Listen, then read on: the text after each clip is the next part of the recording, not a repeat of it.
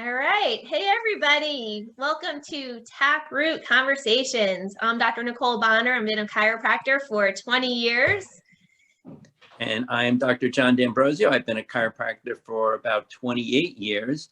And we are here with the Dooley, Dr. Brian Dooley. Brian, tell us about yourself. Well, I'm the young person. I've only been a chiropractor for 15 years. So I graduated Sherman College in 2005. So it was about my seventh, ninth different career. But this one seems to have stuck. Nice. Wow. I didn't know that about you. Yeah. I graduated Clemson University in 1994 with a degree in political science. And what that means is everybody wants you on their team for Trivial Pursuit, and you're going to go back to school in something. And so I built sets for TV commercials and movies, worked for the Atlanta Braves, worked in radio and some other ventures. And then I found chiropractic I think the first visit I ever had was in 1999. Awesome. I'm just curious, what brought you to chiropractic? Working in the corporate sector after a while, a couple of layoffs, I kind of decided, you know what, I want to sink or swim on my own merit. And I was driving by a chiropractor's office nearby, and I thought, well, I can do that, because what do? Go to school for 6-9 months, and then you're a doctor? And I mean, my wife was all for it. And about that time, something called the internet was coming in to be very popular. So I looked up chiropractic schools in the United States, and the first one to come up was Palmer College. And without knowing any of the history, my first thought was, why would anybody want to go to school in Iowa? And then came up Life University. My wife and I lived in Atlanta for a couple of years, so we knew about Life. So we started with the idea that maybe I would go back and forth to school because we liked the area we were in. And my daughter was, she would have been about 2 or 3 at this point. And then I saw number 3 was a little school in Spartanburg, South Carolina. And my wife is from Gaffney, South Carolina, which, if you're a House of Cards fan, that's the place with the big peach. And so, which is not far from Spartanburg. So I said, did you know that there's a school in Spartanburg? She said, no. I'm like, well, there is. And so I went up to their version of what we now call Sherman Showcase. And Dr. David Koch was the first person to speak. And he told me all about innate intelligence. And I was hook, line, and sinker right about then. Awesome. That's great. So what was your experience like once you got into school, especially compared to, you've been to school before for political science. How did everything differ? How was the climate, the student body? How did things kind of hit you? Well, the student body was a lot younger than I was. So I started school, if it was 2002, so I would have been, 31 or so at that point. So I was probably about 7 to 10 years older than most everybody.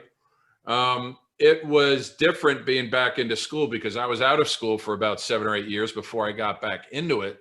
So having to learn how to study again and all that. My situation was where my wife and my daughter and I were living at the time. We were an hour away from school. So I would drive up an hour, I would do school, and I'd drive back an hour. So it hit me pretty good. I had to do a lot of work because I knew just 2 hours I was going to lose just being in the car every day.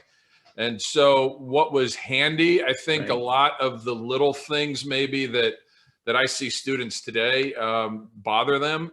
That stuff was like, that's small potatoes. I'm just not going to worry about that.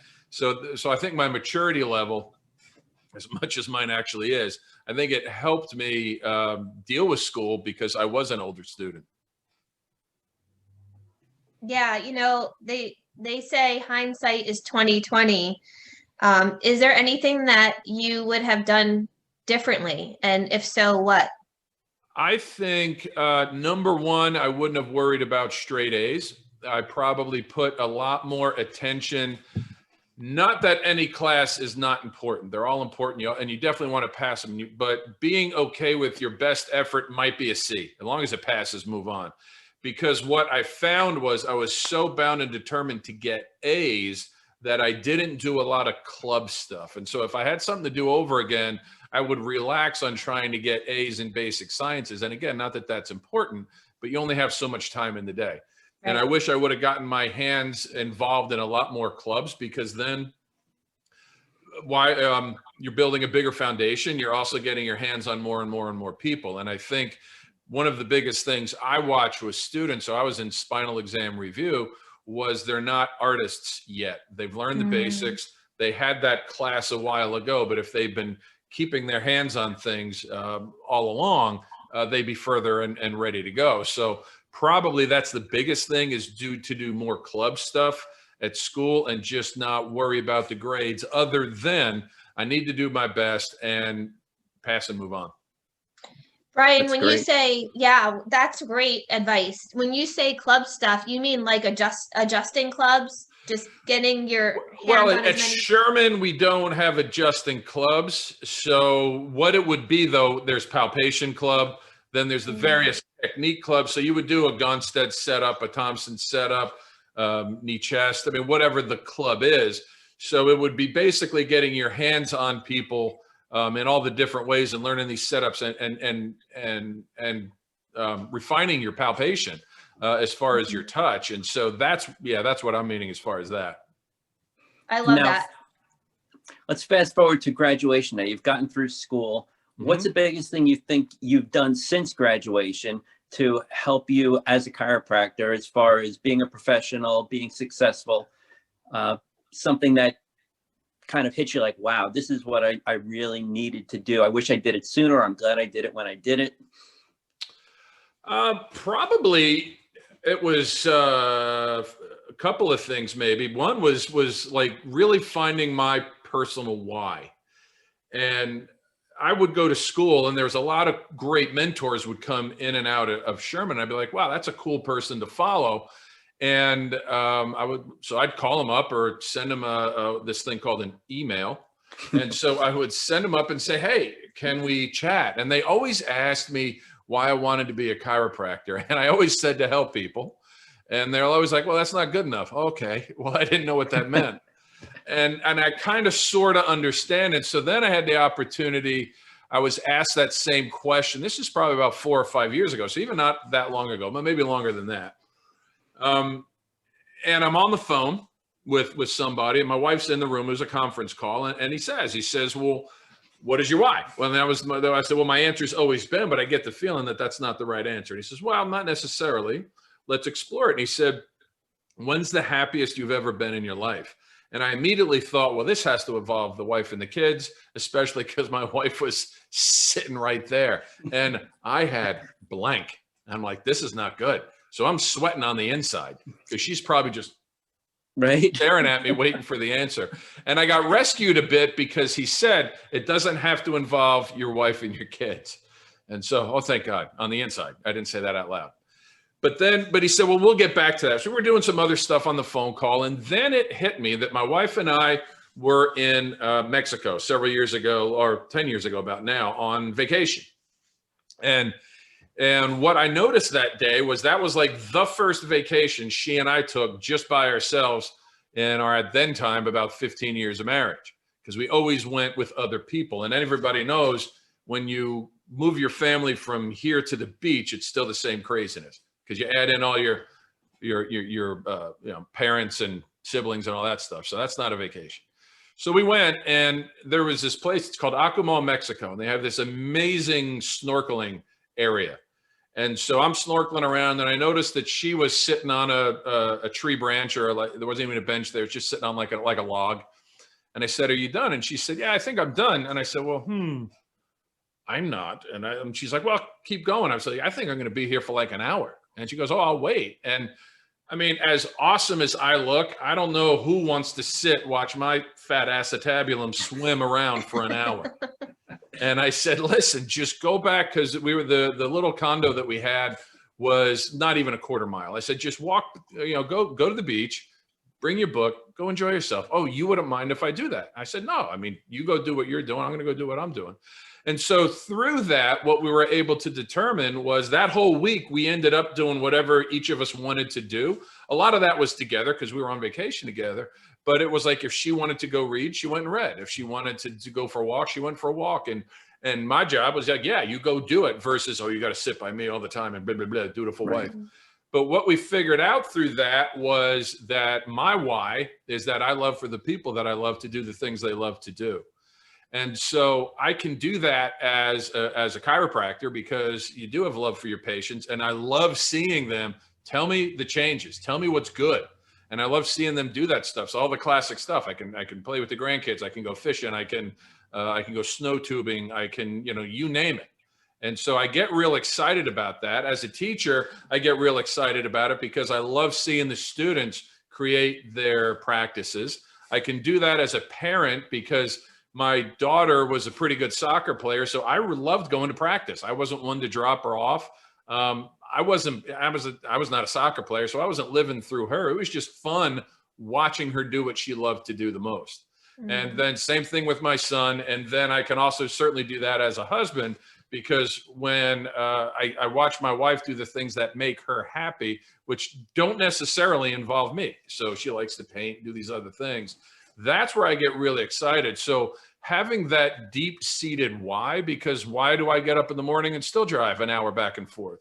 Why do you deal with the grading? Why do you deal with practice? Why do you deal with all those things? Because it's that important to me. And so because I have that why, all the work that I do, it's not really work. It's just what I'm going to do to create whatever legacy I'm going to create. That's huge. It is. The word that stood out for me the most, Doc, is love. And someone once told me that your practice is only as big as how many people you can love in a day. Right. Cool. Yeah. Awesome. Yeah, I mean, that's probably the biggest thing, because through that, I've gotten so much out of it. I mean, it's having a well-defined why that's through love, because it makes it real easy. I'm going to do something or I'm not going to do something. If it fulfills it, I do. If it doesn't, I don't. And it just simplifies my day. And it's easier for me to be disciplined. I'm a bit of a squirrel person, so I notice everything that's going on. So it's easy for me to stay on focus because this is the purpose that I'm serving. Awesome. That's great. Brian, did you open a practice right away out of chiropractic school, or did you associate for? I associated. So in my town, I was actually where I'm at now, and I am private practice now, but I did associate here in the beginning. My wife's uncle was going to another doc, and so she had said, "Well, we want a job," just to let her know, and so I did. I associated there for 2 years, and it probably went like most associateships go. I think a lot of times, or at least maybe what people think, you go about 2 years and you're ready to be on your own. So I would argue, I don't have it, because which one would you do coming out of school? If you can afford it, or you're comfortable maybe living a little leaner in the beginning, go for it. Just open your own place and go. Have a good group of people that you can rely on. So whether it's a coaching company or whatever your tribe is, you're going to need a tribe. The other big step was being involved with lots of groups. So I have support all over the place with what I'm trying to do. When I initially started practice, I did very little with other groups. I did as much as I needed to do to get my continuing education up at Sherman every year. Other than that, I didn't really cohabitate with other groups. And the internet makes it so easy now to do that, to have resources. But where I didn't put a lot of work into my associateship thought, because it was super comfortable. It was already where I was living. We went in, and that was that. We did have philosophical differences. So after about 2 years, that got to be a problem. And I would say at the end of the day, it was probably 50-50 of the reason it probably wasn't the most rewarding for either one of us. But I think it's turned out okay. Now, looking back on that experience, if a student said, I really feel like I need to associate because I want to get the experience, what would you recommend based on what you went through they look for in an associateship? Number one, don't necessarily go to the one that's most comfortable. You don't necessarily have to go to your chiropractor at home. So you want to find a chiropractor, or a mentor, I should say, as a mentoring DC, one that's going to practice as close to the way that you're going to practice. And by that, so what type of technique? What is their philosophies? How is the office set up? All that type of stuff. And it's okay, because a lot of people think, well, let me go mentor and then I'll open up 3.5 miles away because that's what the non-compete clause says, and then we're going to get ready to go. Not necessarily. So there's nothing wrong with going out to Colorado, because this is the type of office that I want to bring to New Jersey. And so then you can come back, within all the stuff that, our state boards say we have to do. But go find the person who's most aligned with how you want to practice and study. And then just be okay with, then I'm, bank some money and then go wherever else you're going to go and just knock it out. And I think a lot of people go to what's comfortable because it's comfortable. So be okay with thinking uncomfortable. So think about where your favorite places are that you visited. Did they have a beach? Did they have a mountain? Did they have a lake? Did they have an ocean? Was it hiking trails? Was it a desert? I mean, whatever it was, boy, the best time in my life was spent here. Well, then go practice someplace like that. Find a chiropractor that matches you as far as philosophy and how you're going to practice, and listen to what they say. Awesome. God, I have so many questions for you because you have so many great nuggets here. So if there's obviously going to be students listening to this. So you were talking about getting involved with groups and having a good support system. So I think that is amazing advice. So for the students that are listening, they're probably thinking, well, what are some groups that I should be looking for, or how do I get connected with these groups? You can, the Facebook, I don't know if you guys know about that place. There's this place called the Facebook. Never heard of it. Yeah, never heard of it. But there's a lot of groups to use. I coach with TLC for Super Teams, good group. They have student stuff. If you put in chiropractic practice management group, most all of them are going to have a student version. Most all of them are going to have a Facebook page to start with, where you can start meeting people. I meet a ton of people in Black Diamond Club. I know that's where I met John. So that's how we got to know each other. There's so many groups that are out there. Who else? I don't know. Schubel Vision's out there. Danny Knowles' practice is out there. What is his? Inner Circle is out there. There's a ton. Even up here in New Jersey, supporting New Beginnings.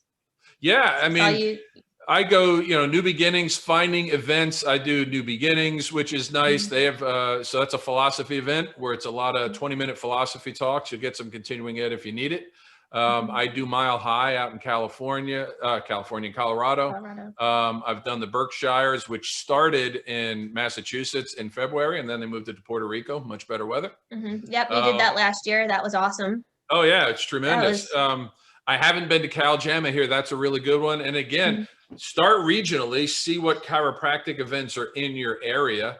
And there's usually some pretty big ones that's probably going on. There's so many events, it's hard to keep up with it. Yeah. There are state associations which would love to hear about students. I will say this about most every chiropractor in the world: they love students. And so just call one up and say, hey, I'm thinking about going to chiropractic school, and where are the places that you hang out? And a lot of docs will bring you along for the weekend, even pay for you to go. So most of those events, like a New Beginnings, a Mile High, a DE, Sherman has Lyceum, you have Parker Seminars. There's so many. They usually have a student rate as it is. So usually you get to go probably for free. I know people are interested in Sherman College, www.sherman.edu/showcase. We put on 3 events, 3 weekends a year where students will pay for your travel and you get to come down for free and check out the school. Probably every chiropractic college has some version of that. And I would say, look at them all. Now that everybody's probably developed virtual tours because of COVID, don't just go to a school because it's in your backyard. And so look at them all and see which one jives with you the most, and then go to that school. Because there's a lot of, there's 16 or so, 18 in the country as far as the US. You could certainly go overseas. But now that everybody's probably got a virtual tour, boy, I'm going to go see these 3 or 4 that I really like. and then go check it out, because all it is 3.5 years out of your life, and then you go back to wherever you're coming from anyway. But you want to get the best education that's going to serve you. Exactly. Of course, Sherman College of Chiropractic. Well, speaking of which, tell us about what you teach at Sherman. So Sherman, I teach, I'm in 2 departments. I'm in the philosophy department. I teach Philosophy 2, which is a class centered around the 33 principles found in Stevenson's textbook. And then I also teach what we call it patient education, but it's a day 1, day 2 of the Sherman version of it, of how it's going to work in our health center, let alone when you're in practice, things are a little bit different. Then I teach media communications, which is how to get people's information out, all the different ways that you can do it. And then I'm the chair of the business education department. So at Sherman, every quarter that you're at school right now, you're going to get a piece of the business education. So everything from finding your why and doing the foundational things like just write down 3 gratitudes a day, right? Write down what's one thing I can do for one person, starting there and then working your way all the way through reverse audits, forward audits, how to strategically, financially plan for your office, write your business plan and everything. So that's what I'm involved with. And that's huge, because back when I went to Life, and Life was very philosophically grounded. Dr. Sid was there when I went, but we did not have business courses. We had one near the end. It was, really just draw up what you thought your office was going to look like, a letter you would write to the bank. And that was the extent of it. So I wish I had that background. So that's fantastic that Sherman's doing that. Well, every and if anybody's a chiropractor on here, you've at least been given this survey. You may not have taken it. NYCC, I believe, New York Chiropractic College, puts out a survey to all new graduates, and basically it was, what was your experience at school, and what do you wish you had more of? And it's not even close where people talk about business. Now, the hard part about us with the students is they think business is only about PVA, DVA. Well, just because you're good with numbers, if you don't do all that foundational stuff, again, going back to why my why was important, going back to having a vision board or a storyboard, where do I want to go? I mean, even if I take a trip, I at least put the coordinates in my GPS, and then I've got the map to go. That's a storyboard. If people Google corporate storyboards, all the big corporations have it as far as storyboards and vision boards. So it's a great exercise.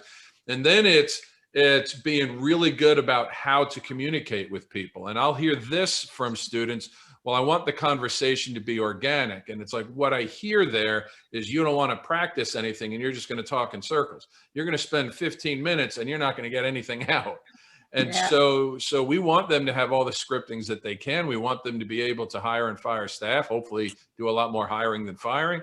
All those bits and pieces that you have to do to run. I mean, inherently, each individual thing that we have to do in our businesses is not difficult, but it's, you juggle a whole bunch of chainsaws. And so there's just a lot of them in the air, and having a good foundation. We're not going to teach you to be an MBA when you get out of school, but we're going to give you how to run a chiropractic practice, a really good foundation when you get out.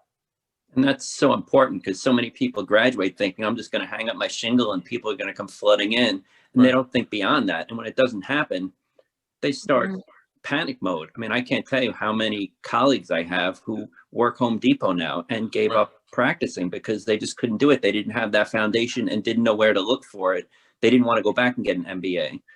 And well, I hear on the Facebook, because people will be like, well, all they said at Sherman was to hang your shingle. And I just come back at them and said, who told you that? Because I'm going to go talk to them right now. And it turns out it usually was nobody.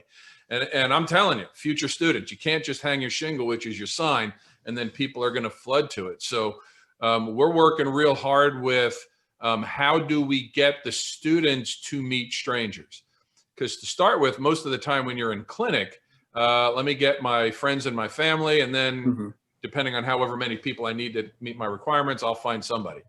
Right. Well, what if we get them how to meet strangers, given that they have a pretty rigorous schedule, so they don't go out maybe as much as they'd like to, but we can still work something out. We find out who their ideal client, their target market is. We'll go create stuff there, pull those strangers in. Now you see which one of these do I like practicing with the most. over your time in clinic. And then we could say, great, now we can structure how your marketing campaign is going to be when you're in, Coeur d'Alene, Idaho. So I think that's a big thing that was missing, because in the old days when we all went to school, I was always told, just take your spine and walk up and down Main Street. Yeah. Okay? And that might have worked with Reggie Gold back in the day because people had nothing to do. And so let me go talk to this strange man. And then Reggie was as good at it. Well, now everybody's highly distracted. And so now you're just seen as a weirdo, I think, and people go by. So we work really hard with how do we create relationships around town with the coffee shops that we go, the grocery stores, the gyms, the whatever it is, because students, I think, go out more than they realize. And at those places, get to know those people and getting them under chiropractic care. And guess what? They're going to do all the referring for you, which is fantastic. Mm-hmm. So, and now you get, because when you get in practice, more often, it's kind of like Cutco knives, right? You'll sell a few sets really in a hurry because you know a few people, but now all of a sudden, how do you go out and meet people? And that's one of the bigger things that we're trying to do with the students. Yeah. I always feel like with students, because I work with a lot of students, as you know, I always feel like they're in a race, a rush to get done, or a rush to get through clinic, or a rush to hit their numbers. And I know for myself, when I look back, I wish, exactly like you said, I wish I had spent more time in treating student and outpatient clinic, as if it was more of like my own practice. Mm-hmm. And, really learning how to communicate and develop relationships. And communication is, you said it, communication is everything. I mean, we have a big job in chiropractic to share our message around the world for humanity. And, you have to be able to take a person from, back pain, neck pain into chiropractic lifestyle in 3 minutes. You got 3 or 4 minutes. And that's a skill that doesn't happen organically. So thanks for bringing that up. And our talk with the students is normally because they, in their defense, and this is the hard part about teaching more business, because that's more hours for the students to study. Yeah. They're in the middle of, they're doing a lot of this foundational stuff, which is important. And that's usually during the quarters they're getting ready for part 1 of the boards. So you're taking all of your biochemistry, you're taking micro whatevers, anything with a whole bunch of syllables. You're going to be taking that stuff. And so that's tough because all the student wants to do, and at Sherman, it's the quarter system. So every 11 weeks we turn over and get new material. So the students are just getting blasted with a fire hose of information. I think on the most part, they'll be like, yeah, that's important. I just don't have time now because I'm just trying to survive these other classes. And so that's the challenge that they have to overcome that stuff. Okay. And so we just got to get through it somehow and getting through it together. So that's our challenge as the institution, is understanding that some of the things that we've done lately is COVID has been a bit of a blessing, because now we have more classes that there's more online time. So we're doing what's called the flipped concept, where traditionally, if we were going to meet 3 hours a week live, we only meet 1 hour a week or 2 hours a week now. But what you're going to do at home is you're going to go ahead and watch the material. So there's going to be a video. So you see the material is going to be a PDF. There'll be some assignment. And then my job then is to construct real life situations, certainly in the classes that I teach. So here's how this applies in real life. So it's kind of like if you came to my lecture, here's the lecture, and then we've got 5 or 10 minutes to really get into the practicality of it. Now, if you've watched the videos, we can get right into making this thing as practical as possible. And for my classes, the discussions have been way better than they had for 6 years previously.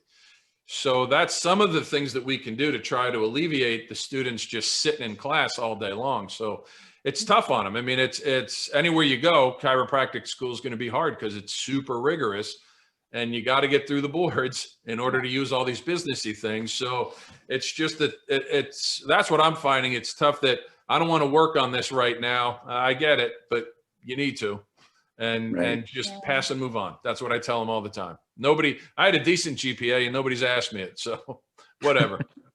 Me neither. I know, it's crazy. And I worked hard for that. I know.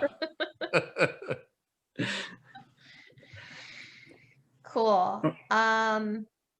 Well, John, I have one more question, and then Sure. I'll let you ask.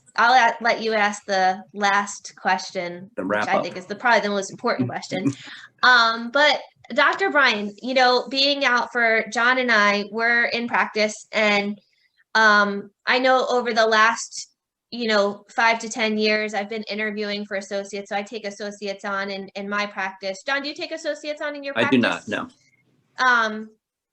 And over the last 5 to 6 years for myself, it's becoming more difficult to find associates that are ready to practice.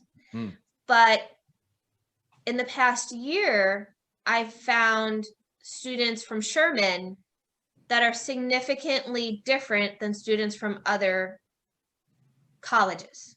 And they're very well prepared for practice. So kudos to whatever you guys are doing at Sherman. So, and I'm going to tread lightly on the question, but what do you think, and let's just take one for the sake of time, but what do you think is the major difference in Sherman that we're seeing students that are actually coming out of school and they're very well prepared in their philosophy. They're very well prepared in their hands. They have great hands. They're very well prepared in their adjusting skills. And they do have a foundation of knowledge in coming out and communicating with patients. So what's like the one thing that maybe we need to look at to say we need to start reproducing this in other institutions? I think for us, and I can't speak for the other institutions, what I'm most proud of and the reason why I'm actually teaching at Sherman is because it's holding true to what chiropractic philosophy actually is. And so when students come to school, they're going to get philosophy 1, 2, and 3. And so they're going to be philosophy 1's a general overview. Philosophy 2 is going to be the 33 principles. And then philosophy 3 is more of a practical, how do you use it? Then we also, so believe it or not, the 2 classes I mentioned, which is like the day 1, day 2 class I teach, and the media communications, those aren't business classes. Those are philosophy classes.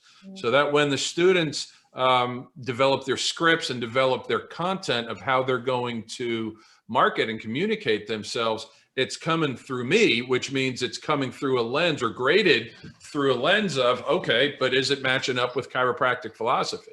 And so I think that's one of the things that we do super well. I know at Sherman, as soon as you get on campus, you're putting your hands on people. And so every quarter, you're putting your hands on people, and you set up, you exercise, you do all the little things that we have to do to be good adjusters, so that when you first make that thrust, making the thrust is not hard. But the fact that it's a properly applied thrust, it's line of drive is as correct as it can be, so that it is the most gentle yet complete adjustment that human can receive. That's where that's where all the work is. So we watch in philosophy 2 something called Jiro Dreams of Sushi, and if you haven't seen it, you got to watch it. And if you like sushi, Yes. Love it. All right, well then watch it. It's a movie. You got to read it because it's in Japanese. But what he does is he's got a sushi restaurant in Japan, and that's all he cooks there. So they talk to the apprentices that were there. And listen, 3.5 years of chiropractic college isn't bad. To be an apprentice under this guy's a 10-year program. So, wow. But all they did, like the first couple of years, like all this guy did was the one apprentice made egg sushi, which was like the easiest one, right? So that's what we're going to do when people get on campus. We are going to start absolutely with the basics and bring people along so that when it's time to make that first thrust, it's the most effective thrust that you can possibly make. And in our clinic, and this may turn some people off, all we do is check and adjust people. So when you're in your clinic doing your thing, you are checking and adjusting, so that when you get out, you have a ton of spinal exams under your belt, and you have a ton of adjustments under your belt. So no matter where you are, you're ready to go. Awesome. And I see that. That's beautiful. I have a Sherman grad right now as my associate, and she's phenomenal, man. She just, whatever you guys are doing in Sherman, keep doing. She's amazing. Good. Wonderful. That's Dr. Leandro, right? Yeah. Yeah, she's awesome. Yeah, she's great. So, and it's fun to see, you know, and I will pat ourselves on the back. It's just fun to see these people come out and just absolutely change lives. It's so fun. And chiropractic, in my opinion, stands on its own. I don't believe in the word chiropractic medicine. I don't believe we're an adjective. And I'm not putting down medicine. Medicine's medicine. When my dad had to have his gallbladder taken out because he had stones and gangrene, I'm glad a medical doctor was there to do it. Me toggling his atlas wasn't going to help in that case. So, but just loving chiropractic, and it's so cool to see these kids come out. I'm so thankful that she's worked out up there. It was, I think, because we'll break the secret. I go see Dr. Nicole when I'm on vacation up in Long Beach Island, and to walk, hey, all right, because I think you might have said Leandra, and it just never dawned on me till I saw who it was. So I was very excited to see her up there, and I'm so glad she's working out. Yeah, she's amazing. For before I let John wrap up here, one other thing I thought to ask you is for the doctors that are in practice who are looking for associates, can you put out a contact just real quick of who they should contact at Sherman to get a potential associate, or how would they do that? I would say easiest thing to get it started is send something to me. So B Dooley, so BDOOLEY at sherman.edu. I'll be more than happy to get the process rolling. Typically, we do a lot of that through our student affairs department. Things that we've started doing recently is our students have not a job board, but they have the Sherman Student Times, which is kind of like a newspaper. So what we've started doing is we can do interviews on there with a doctor that they can say, this is the type of student I'm looking for. This is the type of practice I have. So if you're interested in that, so those are super easy things we can do on the Facebook that we can make happen. So I would just have reach out to me, and we'll get you in touch and get your job announcement out there and all over the place. Cool. Thank you. Awesome. Sure. So before I wrap it up with the last question, I will say next time you're up in LBI, the three of us need to get together, go to How You Brewing, grab a coffee, and just hang out and chat. Which is maybe the coolest name for a coffee shop I've ever met. Absolutely. How You Brewing. Forget about it. All right. So last question. If you had one piece of advice for current chiropractic students, what would it be? I think one piece of advice is just keep the eye on the prize. I know how difficult it is because I see it every day. And there are days that it's overwhelming. There are days that it stinks. Have a mentor in school, somebody that you can actually just vent and get the stuff out. And just know that the piece of advice is it's worth it. It's worth what you're going through, because if it's not us, who's it going to be? I mean, it's a pretty sick world out there. And when you're able to see the changes in moms and dads and babies and see a healthier community, it's so terribly worth it. And it's hard to see when you're in chiropractic school. It's hard to see the 10,000-foot view. But try as much as you can and get your hands on a lot of spines. So like for the docs like Dr. Nicole that needs somebody, the more hands that you get on it, honor that you need to be an artist to getting out of school. So you need to practice your philosophy, you need to know your science, and then you need to work on your art all the time. And it's so terribly worth it. We have absolutely the best profession on the planet. I can't think, like I said, I've been to a whole bunch of them, done some cool things, but this is by far the best one that I've ever done. So I think that's my best piece of advice. It's so worth it. Keep your eye on the prize, get lots of mentors. And I know that's not one piece, but that's okay. I'm taller than you two, and I'll say what I want.